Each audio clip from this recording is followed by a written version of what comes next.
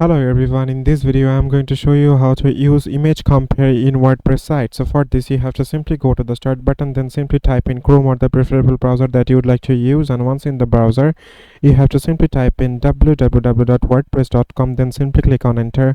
After that you have to simply put in your login credentials there and it will simply take you to this site.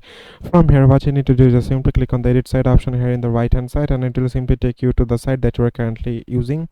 Then simply click on the plus icon and here you have to just simply search for the image compare option, and let's say I'd like to type in image compare. Here you can see I've already got it, the image compare option. Just simply choose it and press it to the place that you'd like to press here, and then here you can see I've already got the image. Then you have to just simply upload it, the two image. Let's say I'd like to upload the image, I had to just simply click on upload, and then it will simply take you to this site. And after you click on the select image, then choose the media library, and here you will get the images, and then just simply select it. Then here you can see we have already uploaded the image, and do the same thing for the image after option as well.